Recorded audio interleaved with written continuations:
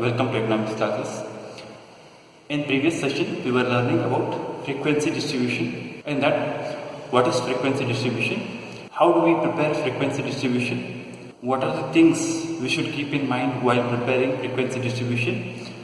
Mainly, size of class intervals, number of classes we should have, and what should be the size of each class, and how should we determine the class limits.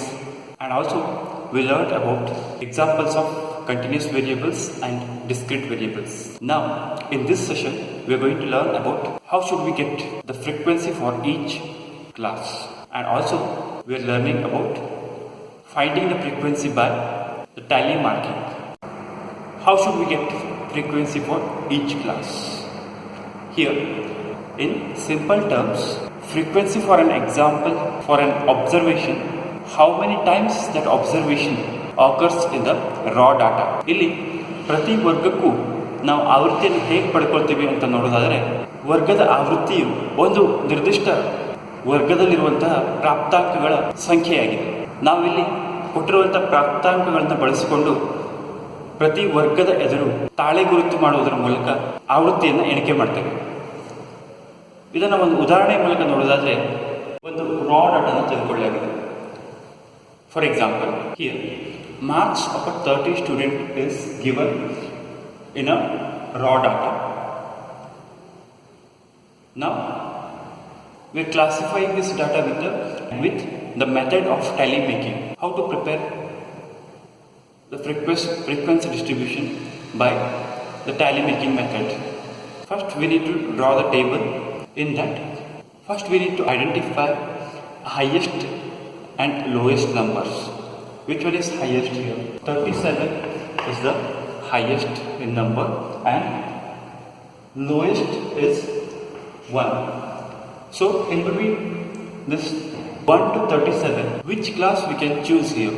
Here in raw data, observations are given. These observations will be fit into the class. How to fit it in a class? Here we are taking class intervals like 0 to 10, 10 to 20, 20 to 30 and 30 to 40. Then from 0 to 10, how many observations are there we need to identify here? 8, 3, 5, 8, 3 are coming under the class 0 to 10. And next we need to identify from 10 to 20 how many observations are there. Here 10 to 20, and from 10 to 20 how many observations are there here? One is 17, 15 and here 18, 12. Then how to find the frequency by tally making here? Here we are putting tally marks. How many are there? From 0 to 10, 1, 2, 3, 4. After the fifth one, we are drawing like this. And next 1, 2, 3, 4, 5. Total 10 observations are there from 0 to 10. So here frequency is 10. And next one from 10 to 20. How many are there? 1, 2, 3, 4, 5, 6, 7, 8. Then 3, 4, 5, 6, 7, 8. So 8 observations are there. So 8 is the frequency. And here also from 20 to 30, 1, 2, 3, 4, 5, 6, 7, 8. 5, 6, 7, 8. Next, from 30 to 40, how many are there? 1, 2, 3 are there. So, here frequency is 8 and here frequency is 3. By this tally mark, we can identify the frequency from the given observation. And here, what is the class mark? From 0 to 10, class mark is 5, and from 10 to 20, class mark is 15, and from 20 to 30, class mark is 25, and here class mark is 25. ಇದೇ ರೀತಿ ನಿಮಗೆ ಎಕ್ಸಾಮಲ್ಲೂ ಕೂಡ ಇದೇ ರೀತಿ ಒಂದು ಅಬ್ಸರ್ವೇಷನ್ಸ್ಗಳನ್ನ ಅಥವಾ ರಾ ಡಾಟಾಗಳನ್ನ ಕೊಡ್ಬೋದು. ಆ ರಾ ಡಾಟಾ ನೋಡಿಕೊಂಡು, ಆ ಅಬ್ಸರ್ವೇಷನ್ ನೋಡಿಕೊಂಡು ನೀವು ಫ್ರೀಕ್ವೆನ್ಸಿ ಡಿಸ್ಟ್ರಿಬ್ಯೂಷನ್ ಟೇಬಲ್ನ ಪ್ರಿಪೇರ್ ಮಾಡಬೇಕು. ಹೇಗೆ ಮಾಡಬೇಕು? ಈ ರೀತಿ ಟ್ಯಾಲಿ ಮಾರ್ಕಿಂಗ್ಸ್ ವಿಧಾನವನ್ನು ಅನುಸರಿಸಿಕೊಂಡು ನೀವು ಫ್ರೀಕ್ವೆನ್ಸಿ ಡಿಸ್ಟ್ರಿಬ್ಯೂಷನ್ ಟೇಬಲ್ನ ಪ್ರಿಪೇರ್ ಮಾಡಬೇಕಾಗ್ತದೆ. ಸಾಮಾನ್ಯವಾಗಿ 4 ಮಾರ್ಕ್ಸ್ ಅಥವಾ 6 ಮಾರ್ಕ್ಸ್ಗೆ ಈ ಕ್ವಶನ್ ಬರೋ ಸಾಧ್ಯತೆ ಇದೆ. Next concept is loss of information. ಮಾಹಿತಿ ನಶಿಸುವಿಕೆ ಅಂತಂದರೆ ಏನು? Loss of information.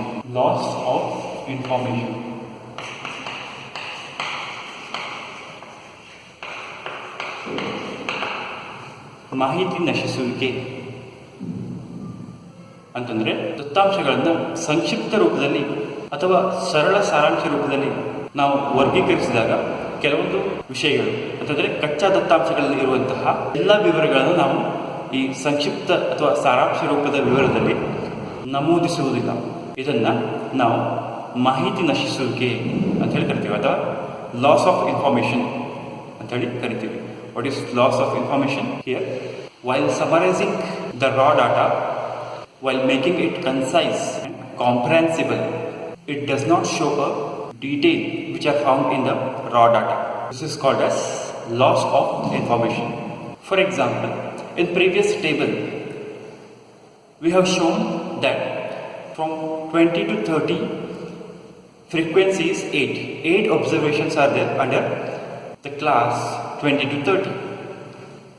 So, here, in a final table, we are showing only number 8. We are not mentioning the observation which are coming under the class 20 to 30. That may be 22, 21, 27. It's not mentioned in the frequency. Only number 8 is given. 8 observations are there from 20 to 30. Here, the information which is available in the raw data is not fully reflected in final table. So it is called as loss of information. And the last one is bivariate frequency distribution. What is bivariate frequency distribution? Bivariate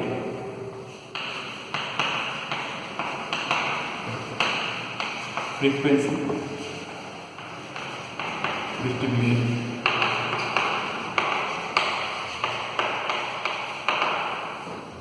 ಬೈವೇರಿಯೇಟ್ frequency distribution, ದ್ವಿಚಲಕ ಆವೃತ್ತಿ ವಿತರಣೆ ಅಂತೇಳಿ ಕರಿತೀವಿ ನಾವು ಕನ್ನಡದಲ್ಲಿ.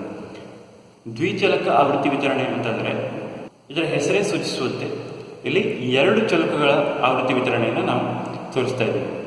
ಇಲ್ಲಿ 2 ಚಲಕಗಳಿಗೆ ಸಂಬಂಧಿಸಿದಂತೆ ಆವೃತ್ತಿ ವಿತರಣೆಯನ್ನು ತೋರಿಸ್ತಾ ಇದ್ದೀವಿ. ಅದರಿಂದ ಇದನ್ನು ದ್ವಿಚಲಕ ಆವೃತ್ತಿ ವಿತರಣೆ ಅಂತೇಳಿ ಕರಿತೀವಿ. Here bivariate frequency distribution can be defined as the frequency distribution of 2 variables. Frequency distribution of 2 variables. For example, in a census survey, we are taking more than 1 variables. Here we can take literacy rate and income level, or per capita income and expenditure of households.